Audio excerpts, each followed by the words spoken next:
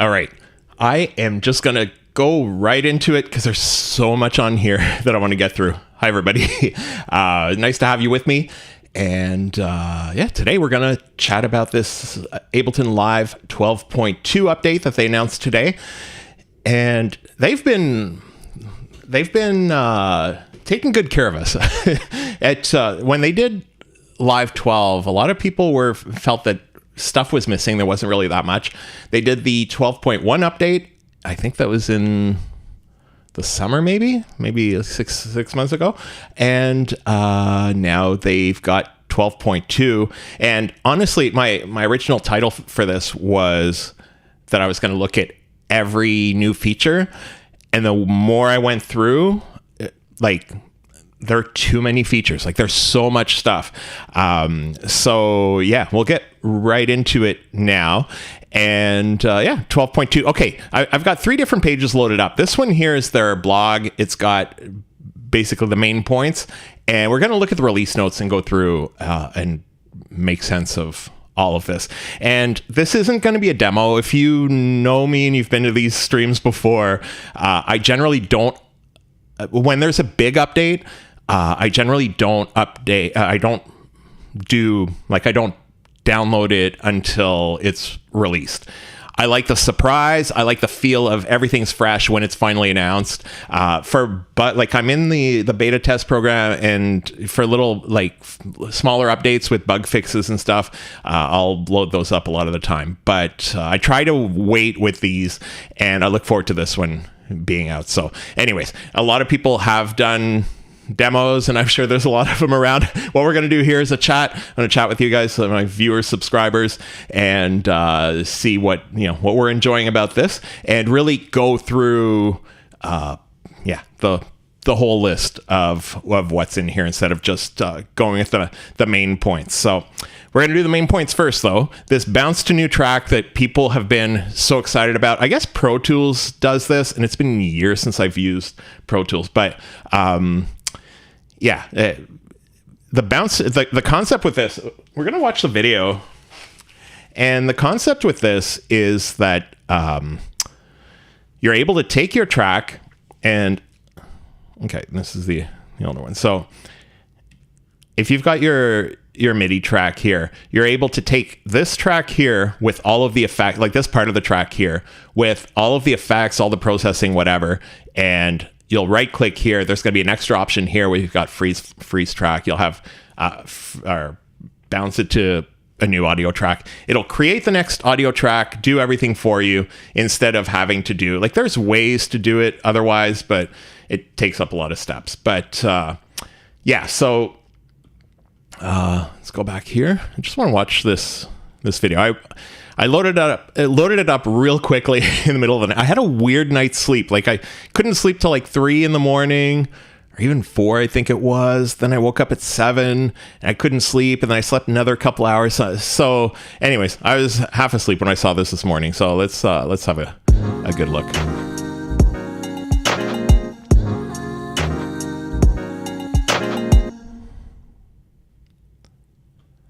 Okay, so this is what they're doing here. Go on the bounce to new track. It creates the next track. It actually mutes. So the thing that's really interesting here, hold on. The thing that's interesting here is it actually keeps this part here.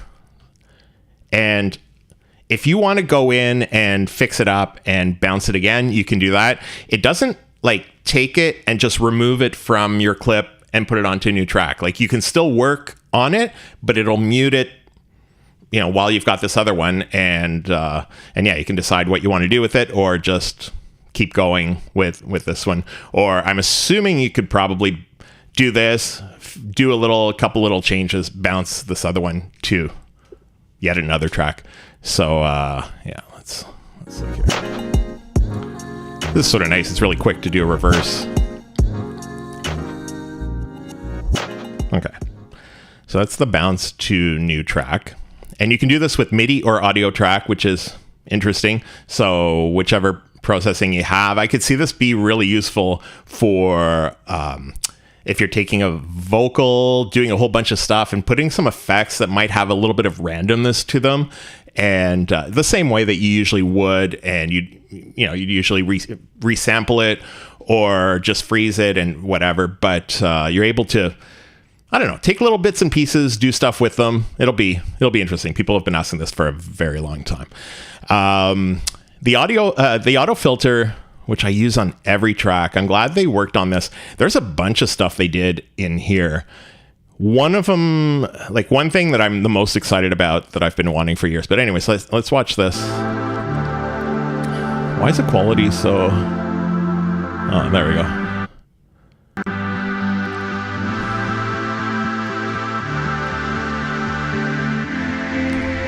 So this dry wet here is new, which will be really useful.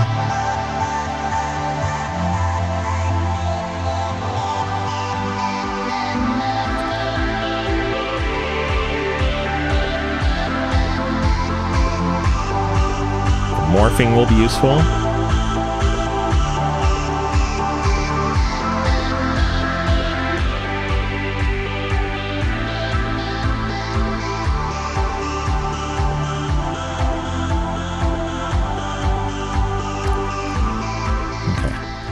They're not showing very much, but we're going to go through this in a minute. And I'm sorry if it's too loud. Let me know. I'll bring those down. So, okay. The auto filter, and you can really tell a difference actually here, just from this that we can see. If we load up the old one, which will be this one here, you can tell there's a lot more going on, like even with these different filter types and whatever. There were just a few, like anyway, it's a huge difference. Really like your channel. Keep on. Thank you so much, Pedro. I really appreciate that.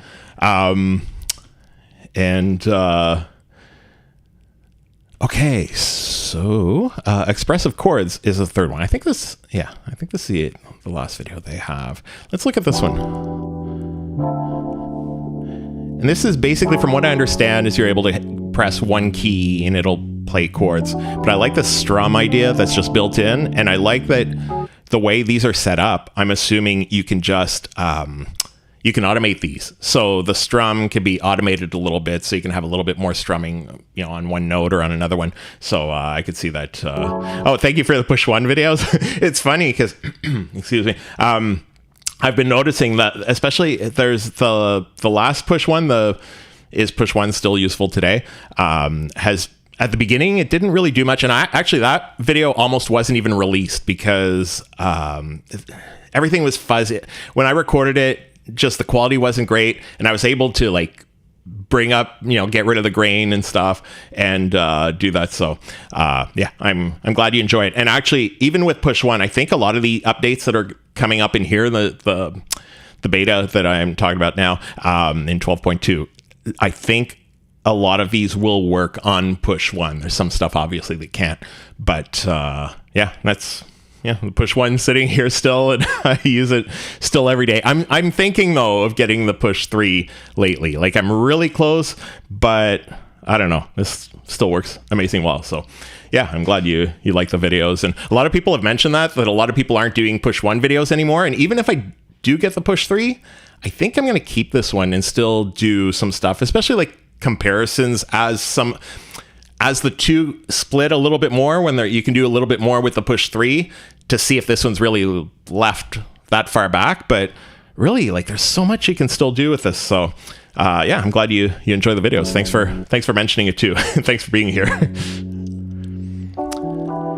Yeah, this expressive chords, it's tough to tell like what's being done by the plugin and what's being done by the device and what's being done by the notes they're playing, but the bass line's nice. I agree, push 1 is awesome, especially for the money. You're right, because you can get them probably for like $100 bucks, $150 right now, instead of quite a bit more. I like this, so you can see the notes as well that it's playing. Like you can actually tell which chord you're playing. So this, and there's something interesting about this one here, the chords device. They say it's a Max for Live device, but they say it works for Live 12 intro, standard, and suite.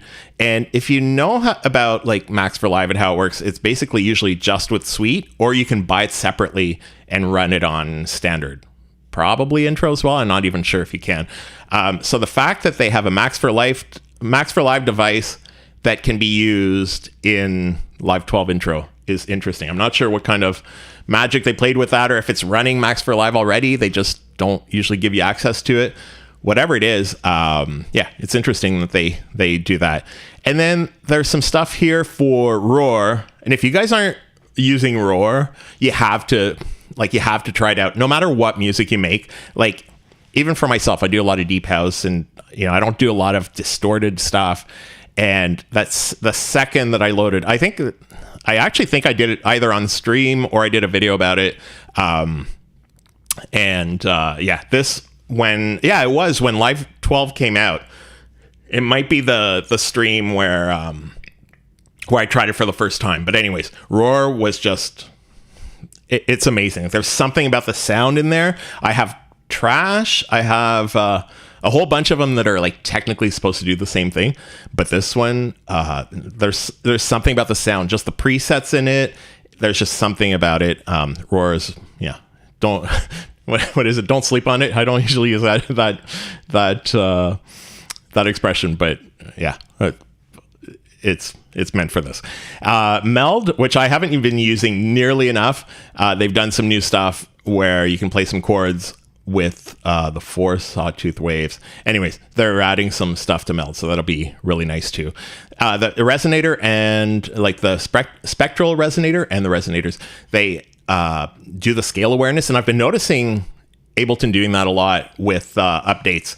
Is a lot of these devices, they'll throw it on and the sound, like it'll change the sound, but it tends to do too much to the sound, where it's not just adding an effect to it, it's basically bringing it out of key because of where the frequencies end up being. Anyways, it's nice that they're working, and they seem to be doing this with a few of the devices in here, to bring a lot more of the effects, not just the instruments, but a lot of the effects into the scale the scale that you choose for your track, and the tuning systems, which I haven't played around that much with. I did early on, before they even added it into the DAW itself. There was one device. What was it? Micro. Anyways, there was some device that was made for the micro tuning and stuff. So I played around a little bit with the tuning systems, but I have to play around with this a little bit more. The search tag, and we're going to go through. Maybe we should just go to the release notes here and go through them one by one. But they did a lot of stuff with the tags and the browser. What I'm hoping though is, when we look at what they're doing with the browser, they're adding columns, and they haven't gone to extremes. It's a few columns, but I'm hoping the browser doesn't just end up growing. Like, sort of nice that the browser is like this and whatever, and you've got a little bit more. You can have, I think you can have a few. Yeah, you've got a few columns here and stuff. I'm hoping that the number of columns just doesn't get too big where they're having a tough time fitting it in there. And I don't know if you guys use Reason, but in Reason, it's been an issue where the browser was just getting a little bit too overwhelmed. And then they did this thing where it's not anchored here anymore. It's a pop-up browser. I'm hoping they're going to bring it back in where you can anchor it in. But anyways, I'm hoping the browser doesn't get too, already I'm finding sometimes there's starting to be a lot of stuff in there. Obviously you don't have to use it, like size. I don't see the necessity for it, and stuff. On the new one, obviously there are more options and stuff. But anyways, hopefully the browser doesn't just get out of hand and it stays simple and quick to find stuff. But yeah, let's go to the, okay. Look, I actually just want to, oh yeah, Push has a whole bunch of new stuff too. We're going to look at that, especially this one here, the 16 pitches. We're going to look at that in a minute. So let's go to the release notes. So the auto filter, we mentioned this, and they've redesigned the look of it. They've added a bunch of stuff. The dry wet is interesting because I never realized that I would even need that. I never even realized that it wasn't there. And a lot of the time we tend to use this as a dry wet. So if you're doing, if you're doing a low pass filter for just something on the bass and you want to open it up, we've been just going to the extreme, just bringing the frequency all the way up, doing our stuff, and then bringing it down. So having the dry wet, first of all, to be able to bring it in and out a little bit more, having more control over it, but also for parallel filtering, I guess, is it'll be useful where you can have the sounds opened up and have a little bit more emphasis on the on the low end in this case, if we were to do that. So dry wet, one of those features I never thought I'd need, but I'm glad it's going to be there. And this one here, so they've done a bunch of stuff. This DJ filter is the part that I'm the happiest at, probably about the whole update, actually. And it seems simple, but what a DJ filter is, like a lot of the time you'll have it on a controller. You guys can't see it, it's behind the camera, but you'll have a filter, so it'll just be one knob, and then as you go up, it's basically acting as a high pass filter, and then as you go down, it goes as a low pass filter.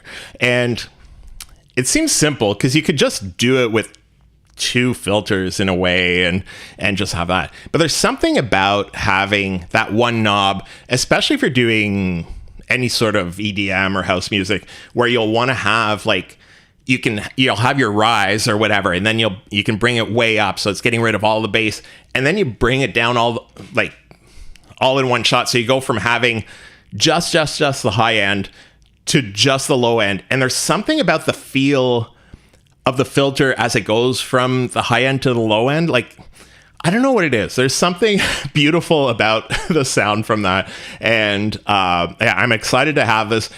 I know there were some ways to do it, like with external plugins, and I'm sure there were Max for Live devices that did it. But it'll be nice to have that right in the auto filter. I tend to have the auto filter on a bunch of my my tracks in the first place because I use it so much. So yeah, that'll be really nice to have. There's something I saw today too, where there's vowel filter. This is the one here, where it makes it sound almost like it almost makes it sound like a little bit of a vocal. So yeah, that'll be nice to have. Comb filter, flanging effects, especially when modulated. The morph filter, resampling filter. So they've got, anyways, a whole bunch of new filter circuits. All of these. And then there's one of these. There's one that was removed, and I can't remember which one it is. But apparently there's I think I wrote it down here because I wanted to make sure I didn't forget.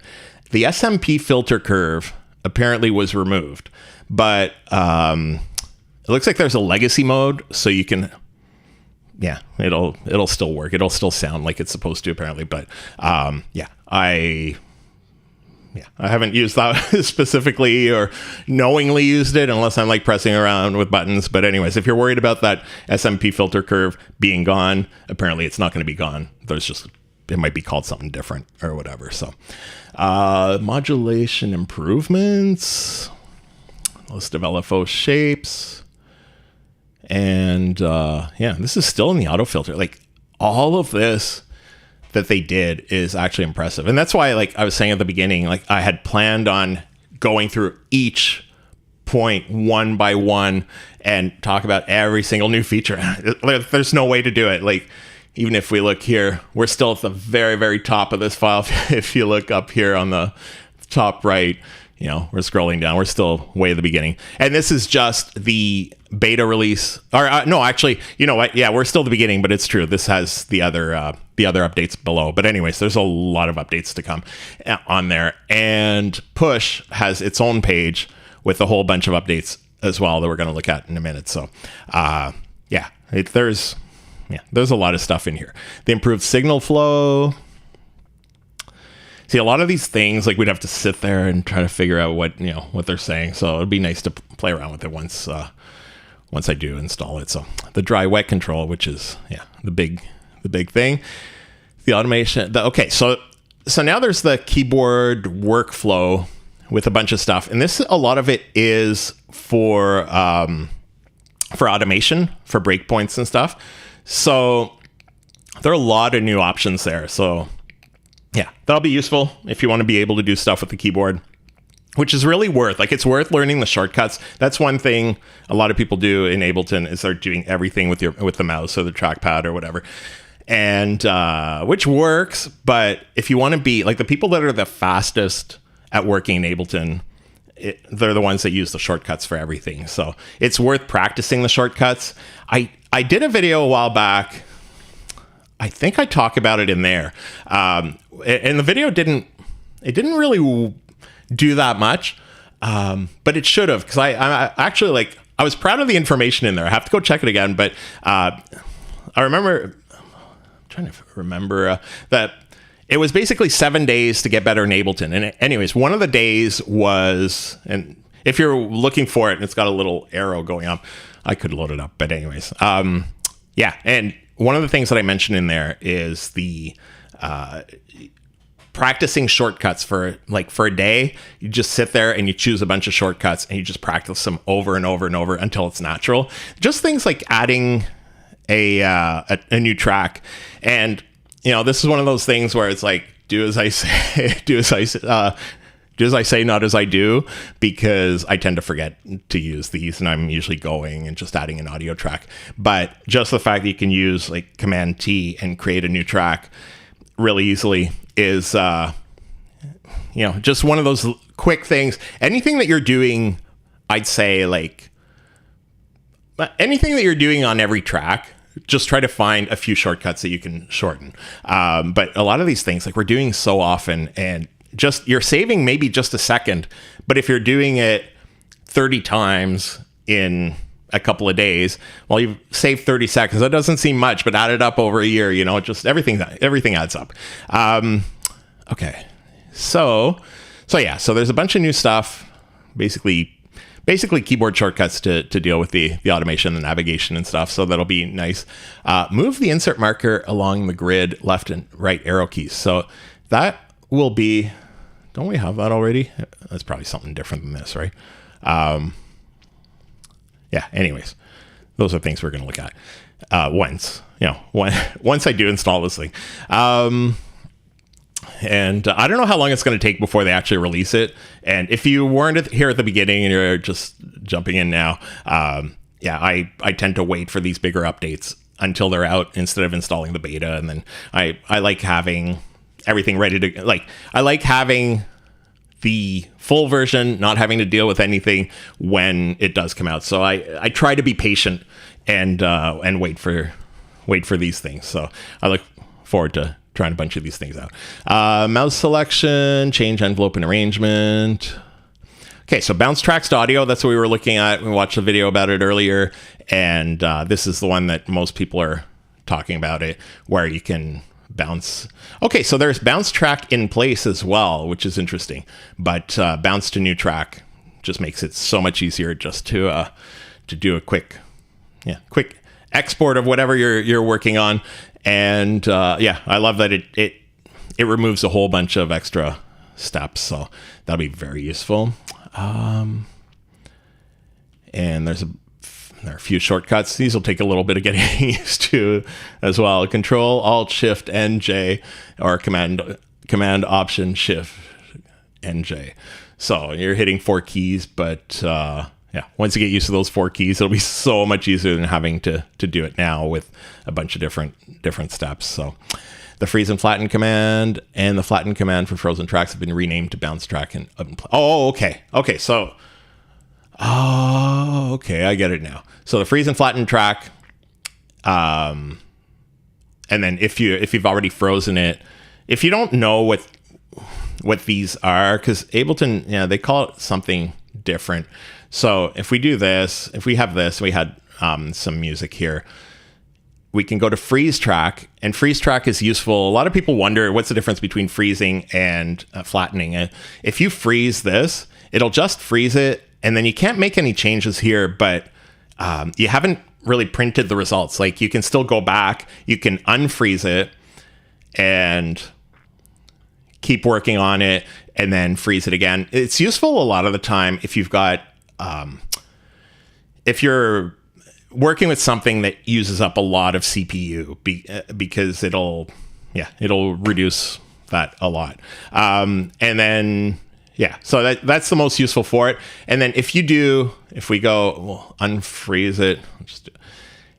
And if we take this and instead we want to freeze and flatten, what it does is it'll not just freeze it, but it'll actually turn it into audio. So this isn't MIDI anymore, it's audio, so you can work on it. But the problem is you can't go back to it and make changes if something goes wrong, right? So yeah, that's the difference between, and I guess they just changed the name. So they changed the name of this to bounce in place or whatever, like most DAWs call it, if we do the freeze and flatten at the same time. And then if you're already frozen and then you decide to flatten it, because this becomes a flatten, not freeze.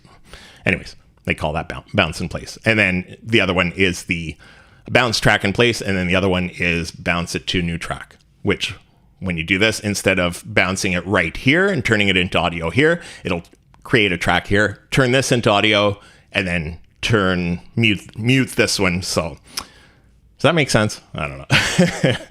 I love the expressive chords, but the import button on my beta isn't working. Oh, okay. Sent that report. Yeah, they'll have to be fixing up little things. So you're finding bugs already. So that's sort of, it always saddens me because the more bugs there are, the longer it's going to take before they actually release it all ready to go. But I'm glad you found that. And wow, you were fast at finding a bug in there. So yeah, the expressive chords looks like it's going to be really, really useful, especially for myself. I do a lot of deep house music. So a lot of the chords, like I'm using more complex chords, like, well, like 7ths, 9ths, 11ths, 13ths. So I think it'll be really useful for that and save some, a bunch of fingering on the push where I'm just able to, you do it with one pad and it's all done. So the browser improvements, and that's where, they've done a lot of stuff. They've been doing a lot of stuff ever since 12 came out. They've been doing a lot with the tags, the auto tagging, which is interesting now too. And it's getting fixed. So you're enjoying it, the expressive chords. What kind of music do you do with it? Like, I'm trying to get an idea of where it's useful. And then, so they're adding a whole bunch of stuff. The title bar was removed, replaced by toggle for the search bar. So a bunch of little things that they've done. And then, this is where you've got the more columns. This rank, I don't know if you guys use this. The rank column is so useful. I don't even know why I don't have it on here for some reason. But what it'll do is it'll tell you which plugins you're using the most. So if devices and plugins. So if we go to rank here, it'll tell me, and this is completely accurate, the EQ8 is on almost every track. Auto filter, like I mentioned earlier, is on not every track, but relatively close. I don't always use it, but a lot of the time it's on there if I want to do stuff. I use the auto filter in a different way than a lot of people do, because I'll use this a lot, especially on my basses and sub basses, but I tend to use this section a lot, the LFO, where I'll put just a little bit of an amount and I'll do a slow rate where it's just giving a little bit of feel. So it's just opening and closing, and I won't have it like this low, but maybe up here. So it's just opening and closing the high end or the low, usually the high end. And it's just giving it a little bit of movement. I usually will sync it, so at least it's got some sense to it. But anyways, the auto filter I tend to use a lot. And let's see which other ones here. The utility I use constantly. Compressor. So these are, so you're able to see with the rank. First of all, if you load them up this way, you're able to get to stuff that you use regularly more quickly. But it also helps you, if you go the other way, to look at devices you haven't used. And I've got a few here, and I'm realizing these are pretty accurate as well. Like, I've used some of these Convolution, yeah, this one's a weird one because there's it's called a hybrid reverb now, so I'm not really using convolution reverb anymore, but it's the same one. But it's sort of nice to look at devices that you don't use very often. And like this align delay is probably the least used, and I should really check it out because, yeah, it could be useful. You make cinematic, ambient, R&B, soul, jazz. Yeah, I could see that be a very useful device for you in all of those styles. And you want to add the Scalar 2 chords. I've been actually looking at Scalar. I guess they're about to do Scalar 3, and I keep every time they announce like a new version, I think should I get it? So anyways, that's one that I think I may be adding at some point. I'm using Captain plugins I like using, and there's another chords one, Instachord or something, that it's so tough to wrap your head around it, but once in a while I can get some interesting sounds. I have to sit with it a little bit more, but I think Scalar 2 or Scalar 3 could be really interesting. And yeah, you need the import feature to work. I could see that. It won't work on the standalone, but more value, yeah. And you're able to, yeah, especially just having, yeah, your push and anything that can get you to your final point quicker with using your push is going to be useful. And I could see this, the expressive chords, like definitely do that. It's almost like it's almost like you bought new hardware in a way, because you're able to take these same pads that usually will just play a drum, and you're able to get them to do so much more. So yeah, I can see that be, yeah, there's Insta Composer. Maybe it's not Insta. What is it? It's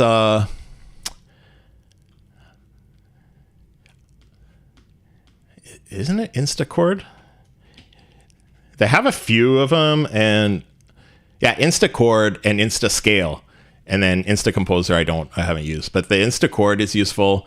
Instascale is interesting, but it takes a little getting used to. But yeah, no, that'll be definitely useful for you. There's a bunch of stuff in this update that will just make it more useful. Like I said, there's push. We're going to look at the features from push after this, but which there's a long list, and I'm hoping that a lot of these are going to be available on the older pushes as well. But okay, so we've got the browser content.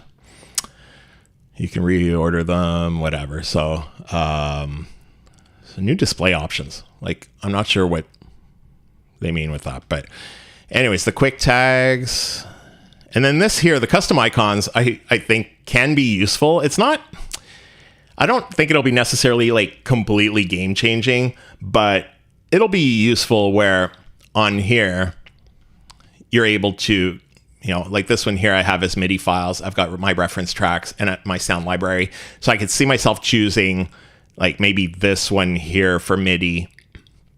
And just so you're able to get to them more quickly. And I saw someone say today that it could be useful, and it's true. If you, oh yeah, see, I can't bring this one. I can't make it more narrow, but I think there's on the new one. Oh yeah, there we go. So you just see your icons here. This means nothing because these are just folders, right? But if this one is switched to MIDI and my sound library to, I don't know, like there must be a speaker here or something. Yeah, so that could be very useful, especially if you have a lot of these. I try not to have too many folders in my places, but yeah, these here you're not able to switch. I think they mention it here. Yeah, from packs to the current project label. So these here you're not able to switch, but you're able to switch all of these other ones. I can't see needing to change these other ones that much. I don't know. Yeah, maybe I'll have a look at those eventually, but it'll be useful for these. And okay, it was nice seeing you. Be jamming since birth. Thanks a lot for dropping by and for reminding me about Scalar 2 or 3 now. I want to check that out. And I hope they fix that bug that you had too. So yeah, search bar. Suggestion pop over that appears when searching has been refined. So a bunch of stuff here with the search. Okay, so here the meld, and realistically, I haven't used Meld. I've used it in... Isn't that one of them that is in Ableton Move? Or maybe not, eh? I don't know. Anyways. Yeah, Meld will be... Hold on. We're going to go to instruments here. And yeah, they did a bunch of stuff here. It looks pretty close to being the same. But they did the chord oscillator type, a new scramble LFO. So anyways, they added a little bit of stuff to Meld, which is nice. And I really have to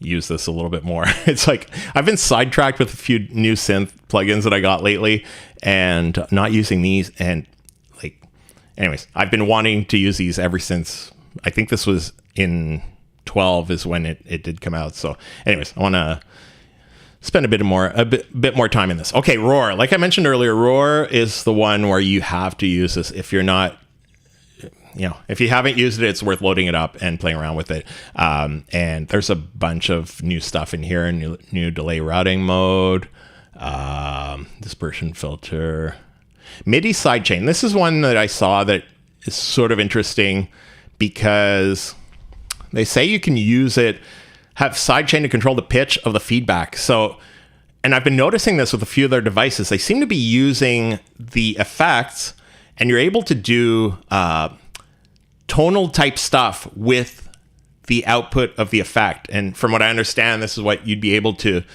adjust the frequencies of the output, like of the actual distortion, which is sort of nice, like to be able to do a little bit more with it. So Meld is awesome for ambient sounds. You know what? I've been wanting to do, I'm noticing that what's missing in my tracks is a little bit more, well, I guess it is like an ambience in the background. Like basically I've been doing pads, but I want to have just a little bit, just basically to fill it up, especially for deep house or Afro house type music where I want to be able to do some longer sounds that just, fill everything up in the background. So anyways, I'm going to have to use. Okay, so it is on Move. Yeah, Move is fantastic. Like honestly, I had to use it. I was traveling, didn't have access to any music gear, and that's why I learned to use it so much, and it can actually do a lot more than I thought. I have a video coming up. It won't be as useful for you, Pedro, if you don't have it yet, but I am working on a video. I think it'll be the second next one, which is going to be about 10 things you didn't know you could do on Move, and I found some interesting little things over time that will be really useful. But yeah, it is really nice. And okay, so Meld is on. Yeah, that's right. It's one of the synths that's on there. So I haven't played around. I did a little bit with transferring presets back and forth, but from Ableton Live that you can put onto Move. But I have to play around with Meld and try to get some of those presets on there to be able to do some music. Yeah, one day. Yeah, it's, you can't buy everything and you can't get everything at once. And it's one of those things where I had a tough time deciding to buy it, and I have been looking for a long time for something that I could just sit on the couch with and work on patterns, mostly like practice getting more variation in my drum patterns. And it came out. I like the idea of this, but yeah, it's not like any hardware. It's not cheap, and it's yeah. But at some point, if you do get it, I think you're really gonna love it. Even the 4-track limitation feels like it's a limitation, but there's some ways around it. And actually, one of the things that they did on Move, they did on Push now, which is interesting. We're going to look at in a minute. So thanks. Yeah, I really appreciate you being here, Pedro, and for all of your insight as well. So yeah, and I tend to forget, like on Move, I remember when it came out, it was like everything was all clear of like what works on it, what doesn't, and then over time it just becomes a big blur. I think I'm like doing too much at the same time. Like I'm do too much in Ableton and then Move and then other stuff. So okay, so let's go through a few more of these.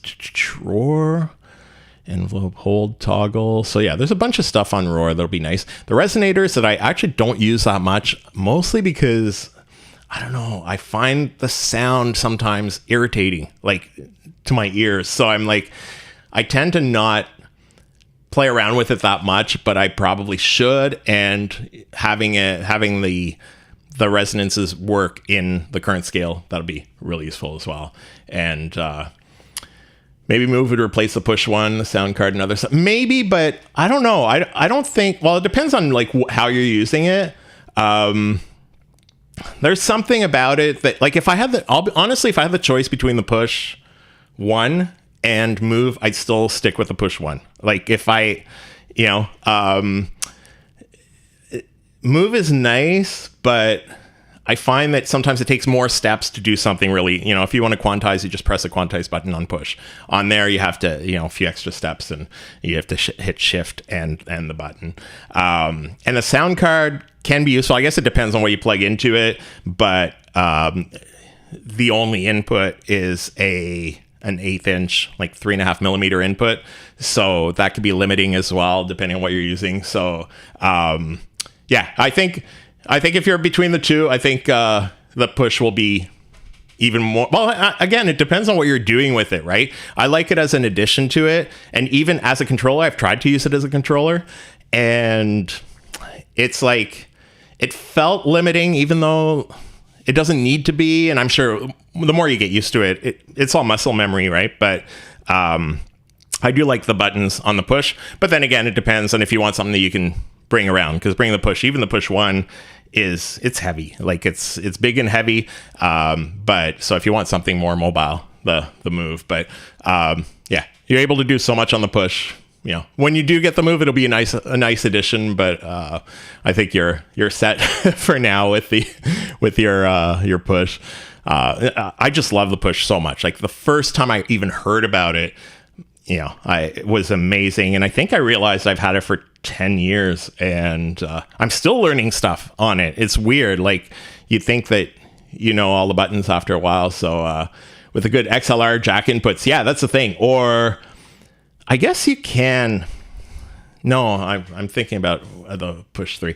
It would be nice if there was even a way to have an external. Obviously, all of these things would boost the price up and stuff. But yeah, having an extra external, like having a way to have an adapter that you can plug other stuff in. I guess there are ways to adapt, with stuff, but it is limited. And actually, the thing that worries me about those little 1/8 inch plugs is that eventually they do degrade over time. Like I remember a Walkman when I was in high school, and it's like after a little while, it's like you'd have to really play around with the headphone jack. Once in a while it just cuts and you have to press it a certain way. If it was 1/4 inch, I wouldn't worry about it at all. But an 1/8 inch, like to have to plug stuff in all the time, I worry about over, the long term. But then again, if you're just plugging something in and leaving it there a lot of the time, maybe it's fine. It depends. Like all this stuff depends so much on how you use it that it's always tough to tell how useful it'll be for somebody else, right? But yeah, it would be nice to have some sort of XLR. Or even a 1/4 inch inputs or whatever, and having multiple would be nice. Yeah, that'd be awesome. So Operator supports a maximum of 32 voices now, which is interesting. I guess I don't need my headphones for now. Yeah, so I like the idea of that. If you're doing a lot of, if you're doing a whole bunch of layers or playing, really, and playing a whole bunch of notes at the same time, it could be very useful.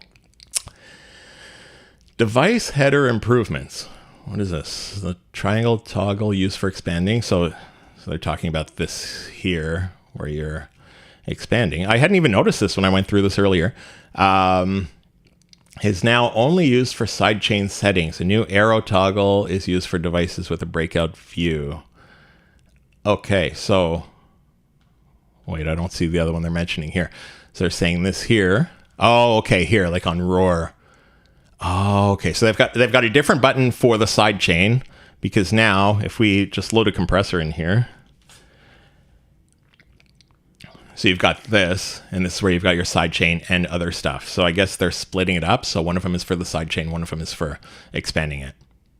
I'm not sure if that's, I guess it'll be more useful to get you to your sidechain stuff. Okay. Man, there's a lot of stuff in here. I'll try to get through a bunch of these. I still want to look at the push stuff. Sidechain toggle has been moved to the left side of the device. Oh, okay. Additional device improvements. Sample start and end markers are now preserved when converting from simpler to drum sampler. I hadn't noticed that when you switch it to drum sampler. And that's actually, that could be useful because if you're switching stuff to move, you have to switch from simpler to drum sampler. So I guess it wasn't keeping your start and end markers. So that's a very important thing. Sampler called just scale with MIDI notes. Okay, enable pitch. So a lot of these things are going to take some concentration to just figure out what it is. Like you basically have to have the device in front and see in front of you and see what it does. And you can enable high quality mode for drift by selecting the option from the context menu in the device title bar. So I'm wondering how it is now. Let's just have a quick look at drift. Oh, we're on hot swap. Okay, so here, what do they say? Well, I can't even find it anymore. Boy.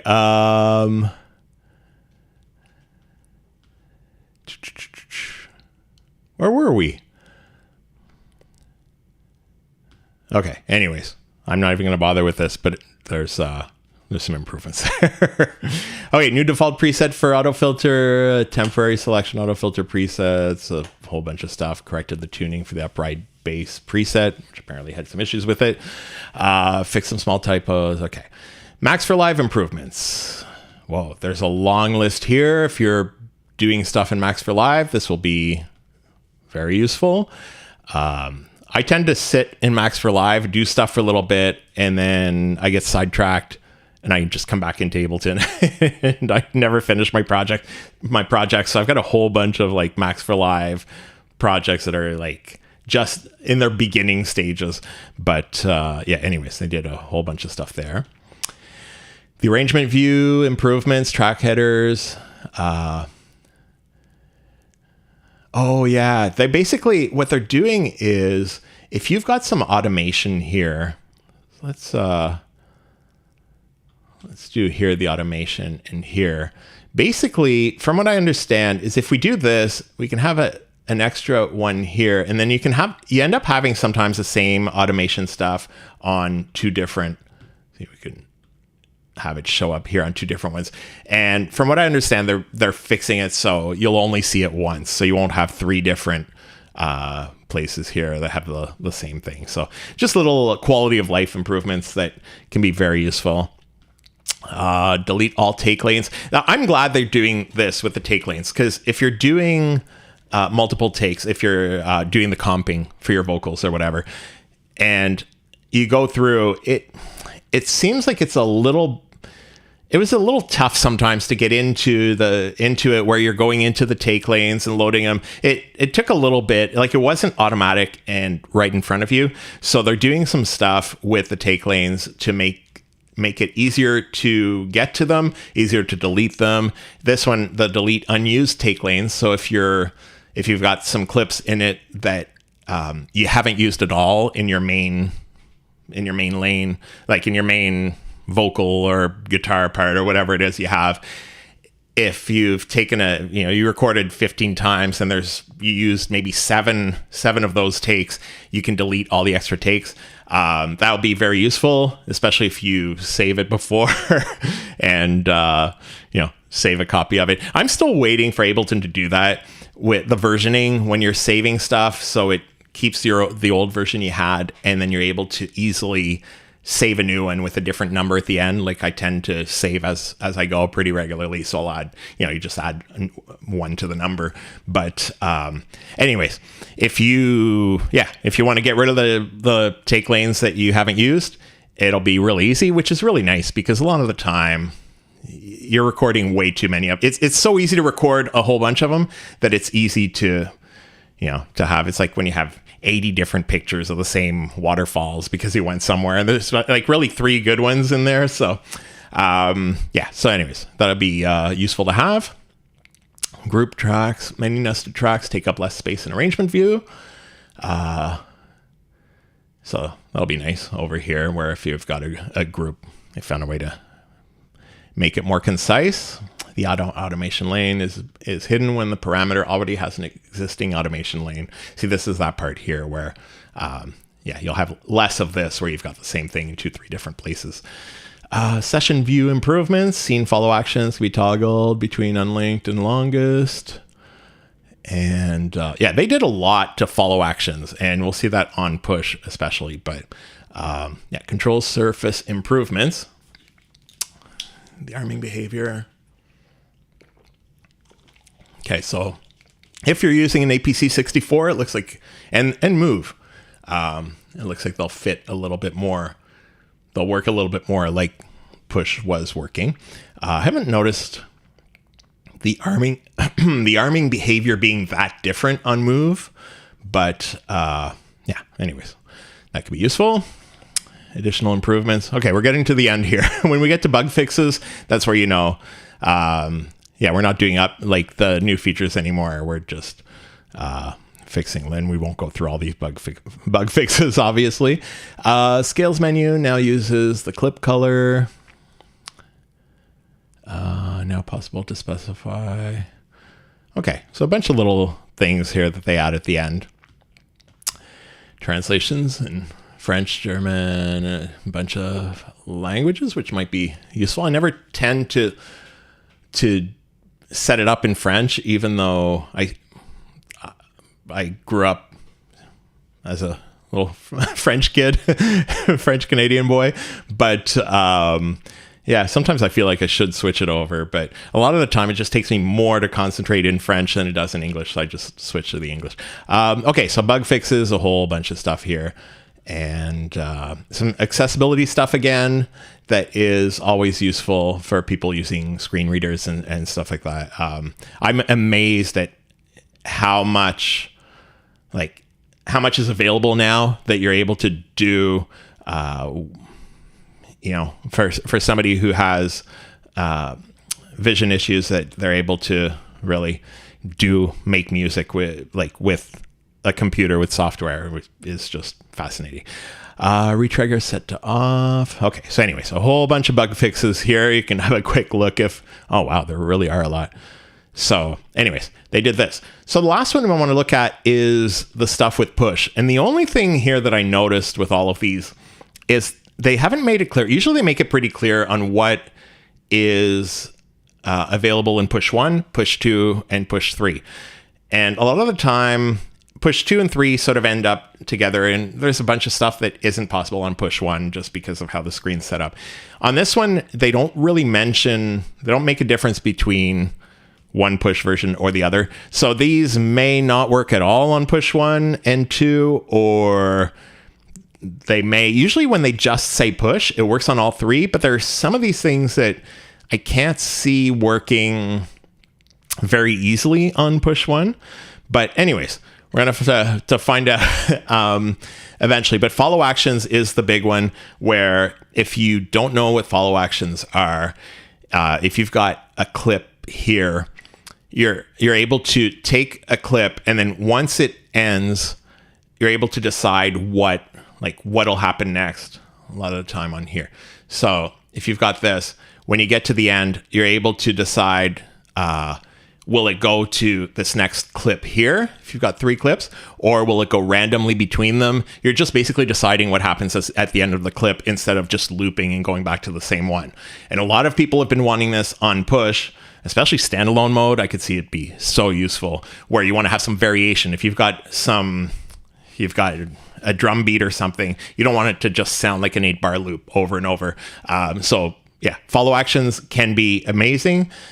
And they've been incorporated like in a huge way into push. So you can tell here, it looks like, almost looks, if we compare here to what we have as options here, it almost looks like you've got almost the same thing, pretty well the same thing. So you've got here the next, first, last, whatever, any other jump, and any is random, basically, as far as I know. So yeah, so you've got these same options here. So that'll be really nice to have on push. And like I said, if ever it does work a little bit on push 1, that's even better. They really don't mention push 3 specifically for any of these. But that could be just because they were doing this a little bit more quickly. Like, it's not officially released. This isn't the manual. This is just information about the new features. But anyways, you can easily go looping your scenes, play them in sequence. So anyways, yeah, they're talking a little bit about how follow actions work in the first place that I was going through earlier. But yeah, so there's a lot of stuff. If we look here, like so much, and then the chance of it. Do we even have chance on here?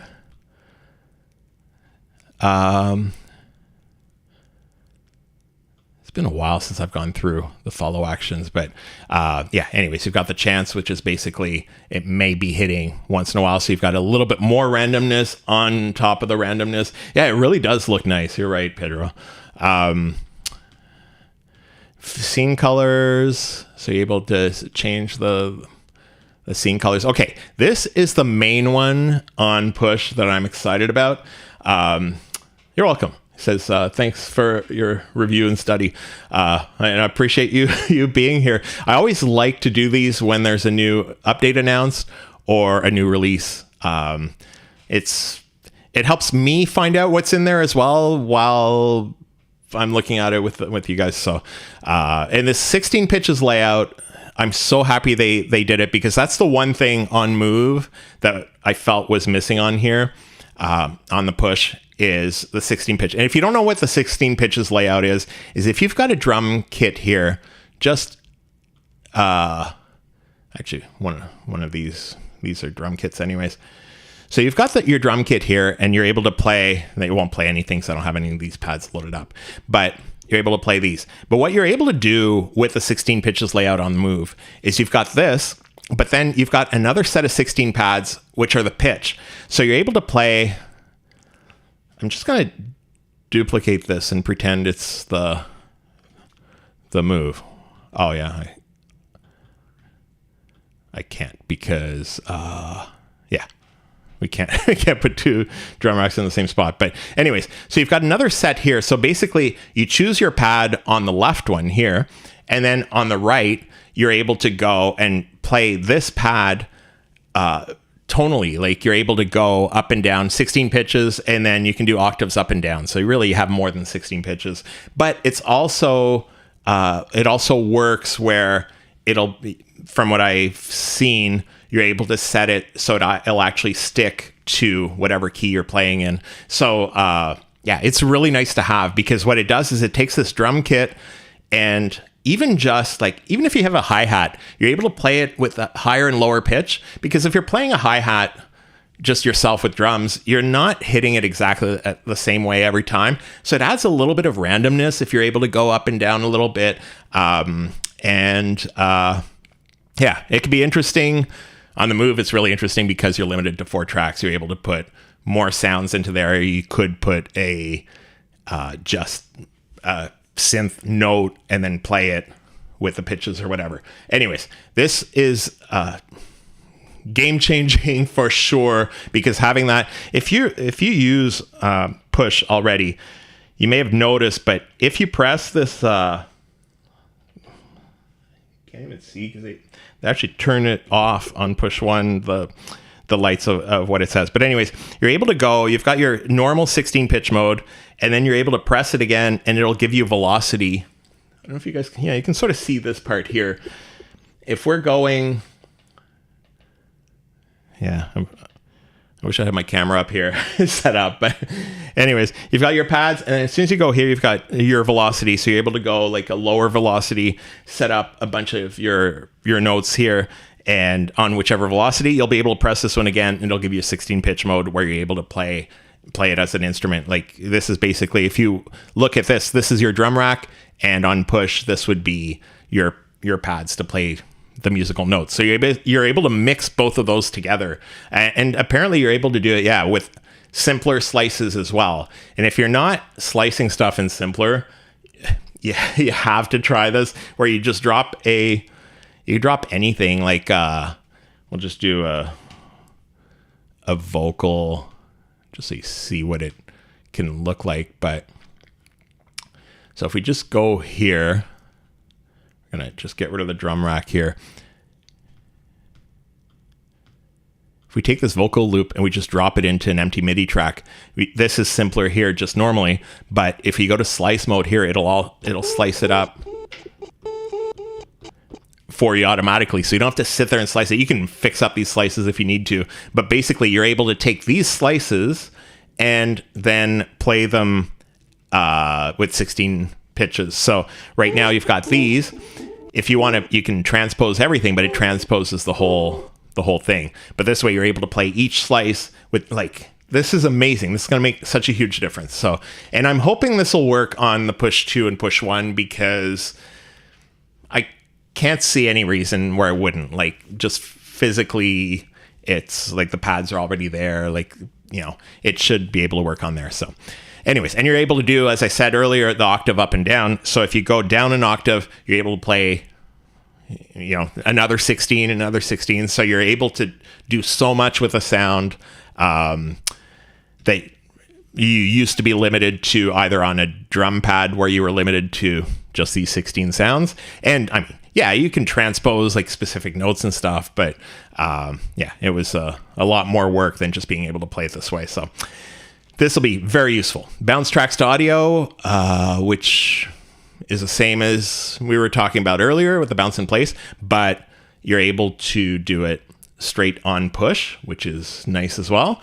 So you can access the menu by pressing shift and pressing. See, this is something that won't be available on push 1, probably. Like, I can't really see how they'd work that in. But anyways, you're able to do that. I guess technically you could, because if you're able to see on the screen, if you're able to see on Ableton Live, why did we get to the end here? If you're able to see on Ableton Live, like what you're doing, like it might be possible, but yeah, we're not gonna, you know, keep our hopes up too much for that one. Edit grooves, you can do more stuff, and this is all on push directly, so you're able to deal with the grooves. And there was something about the grooves here that I noticed too. You're able to edit. You can add and swap grooves. There's not, select the groove you want to edit from the groove list. Okay, so you can change. I never really realized that you weren't able to do it on push, but it makes sense that, yeah, you had to go into Ableton to deal with in the groove pool here. And where are we here? Grooves. We're going to get rid of this. So if you were choosing one of these, you had to do the stuff in here. And I'm guessing, yeah, it makes sense. I guess we're not able to do it on the older versions. So it'll be nice to be able to adjust these things here right from your push. And especially if you're using it in standalone mode, that's where it'll be really useful. There's something else about the grooves I was mentioning. I can't remember what it is. There's something about being able to switch. Oh yeah, this here. Yeah, use the auto add to automatically apply it to all new MIDI clips. I like the idea of that, because we tend to, like, you put the groove and then you throw it on and then you're going, unless you're doing the global groove where it does it on everything, you're able to set it. And I think there was something about you're able to do it in a group as well. So all the new ones in that group. Anyways, they're doing a lot more with the groove pool. There's something about the sound on the push 1, quantizing, just the swing button is just so good that like 95% of the time, I'm just using that one instead of going to the Groove Pool. And I really should be using Groove Pool more, but I tend to do it and it just sounds so good. I don't even want to bother changing anything. So, but anyways, it'll be useful to be able to do a lot more of that stuff on push. Loading tuning systems. If you're using the new tuning systems from Ableton 12, there you'll be able to deal with that right on push. And then expressive chords, which is the big one that a lot of people are talking about, and that's what I like. I was saying earlier, that's what's weird is it's a Max for Live device, but it'll be usable on the intro version, which is amazing. So, anyways, no matter which version you have, I never know if there's intro and then there's another one for like the simpler one that comes with a lot of hardware and. I'm always mixed up between those two. And I don't know if intro means that other one as well. I'm trying to think, what's the name of the other one? Anyways, yeah. So it may work with that one or not, but definitely on intro, it will work. And yeah, so that's an really interesting little device that can be really useful for a bunch of stuff too. Like I can think of a whole bunch of different uses for different types of synths. Like it would be useful on pads. It would be useful on leads. It'll be useful on a whole bunch of stuff. Even on drums, like I could see it be, especially with a strum, I think it could be really interesting on a drum rack to have it and have sort of like a feel where you're going, you're hitting a bunch of notes. Yeah, as a strum, but doing it with some sort of percussion. So anyways, this will be a really interesting one to play around with. Yeah, anyways, we're additional improvements. So this is just the very basic catch-all for all of the other stuff they worked on. Like they did a lot on this because it hasn't been that long since 12.1. So it's really nice. And this is, in case you didn't know, this is going to be, if you have Ableton Live 12, this will be a free update to your Ableton Live 12. So yeah, there's a whole bunch of stuff here. Updated the push 3 firmware. See, that's what scared me a little bit because they didn't mention push 1 or push 2, but I know like the firmware in push 1 and push 2 isn't like, it's not really done the same way. Push 3 firmware is a little bit more complicated because of the standalone, but anyways, there's a whole bunch of stuff here that they fixed up, and then it's just a bunch of bug fixes on the push. And the big problem I was having has been fixed. I mentioned that in my last live stream where it was crashing all the time when I was trying to load specific external plugins, and that works now, so I'm very happy. I'm hoping it didn't break in this one, but let's just hope it keeps working. I think it was related to Max for Live. Max for Live was crashing when you were browsing and stuff. So yeah, when you're holding a pad in the sequencer, the jog wheel. Okay. So anyways, a bunch of little bug fixes for stuff that wasn't working in push, but basically, yeah. So they've really gone all out. I think this will be really useful for a whole bunch of stuff. And I like that there's variety. Like it's not just, they didn't just work on push. They didn't just work on effects. They didn't, there's a synth, like they've done stuff with Meld. They've done stuff in Roar. They've done stuff with the resonator, the spectral resonator, the auto, like a whole bunch of, they've worked on a bunch of devices. So it'll be, it's not all the same. I don't know if that makes sense, but yeah, it won't be it's not all the same kind of change. Like there's a nice variety. So anyways, this will be very useful. And that's the 12.2, hopefully coming very soon. If you're in the beta program, you may be using it already and having some fun. Let me know in the comments. Feel free to let me know what you're really enjoying it in there. And I've noticed that there's always some stuff that we find that is either undocumented, or I've noticed that sometimes there's really useful stuff that we hadn't realized had been added in the last version, but there was something in this version that made us think, oh, okay, this will be, it made you look somewhere that you wouldn't have looked, and then you discovered a new feature. But anyways, anything that you you think of that you think might be useful for myself or anybody watching this, feel free to let me know. And I really appreciate you guys being here. Thanks so much for the people in the chat. Thanks to everybody who is, spend some time with me. And I hope this will be very useful. A bunch of videos coming up, a bunch of live streams coming up. But I'll see you guys next time. Thanks for watching, and I'll see you again.